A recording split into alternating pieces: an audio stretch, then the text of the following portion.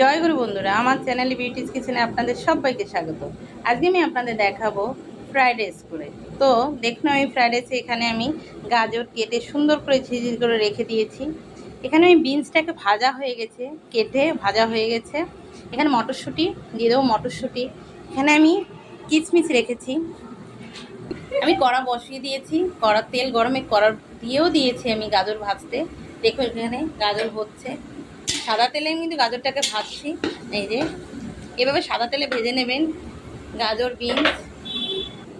এখানে কাজু বাদাম দেখুন, এভাবে কিন্তু ভিজিয়ে রাখবেন। কাজু বাদাম, কিশমিশ ভিজে রাখলে এটা তো ফুলে যায় অনেকটা, বেশ সুন্দর হয়।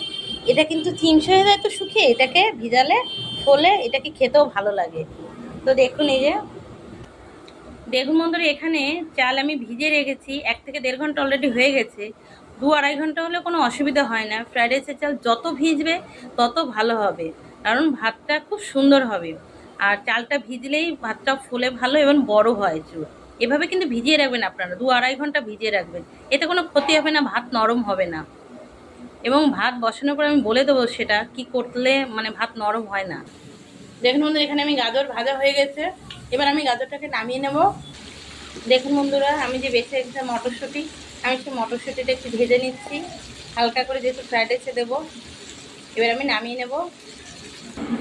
বন্ধুরা, আমি যে ভাতটা করবো তার জল বসিয়ে দিয়েছি। দেখুন জল গরম হচ্ছে, জলটা ফুটলেই আমি চাল দিয়ে দেবো।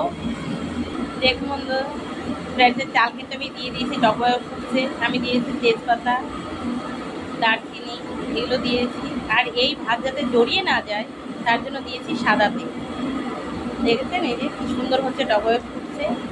বেশি সময় কিন্তু লাগে না। সাদা তেল বা একটু লেবু দিয়ে দেবেন, তাহলে একদম জড়াবে না ভাত। বন্ধুরা হয়ে গেছে, এই যে নামিয়ে নিচ্ছি। এই দেখুন, এই যে নামিয়ে নিয়েছি ভাত।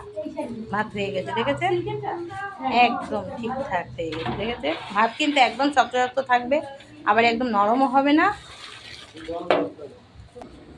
বন্ধুরা, আমি কড়া বসিয়ে দিয়েছি।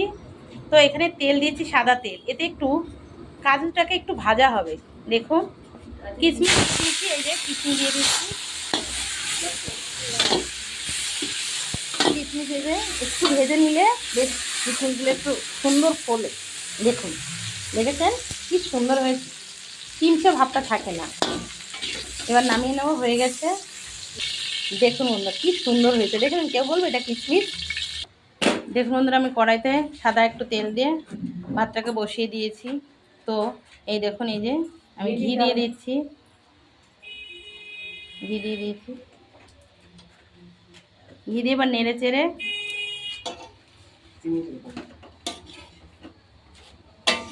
দিয়ে দেবো চিনি।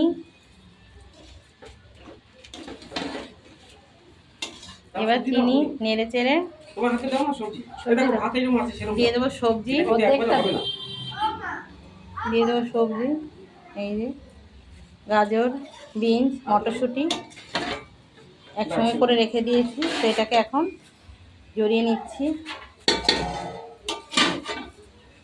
দেখেছেন, এভাবে সুন্দরভাবে মিশিয়ে নিতে হবে সবজিটাকে, চিনি ঘি একসঙ্গে।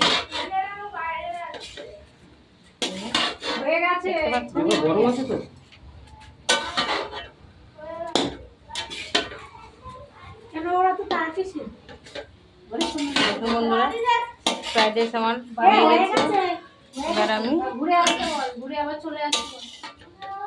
নামিয়ে নেব। এই ফ্রাইড রাইসের সাথে এই আলুর দম করেছি, আলুর দম দিয়ে খাওয়া হবে। আলুর দম রান্নাটা আমি দেখাইনি। আর এখানে যে চাটনি করা হয়েছে, চাটনি দেওয়া হবে।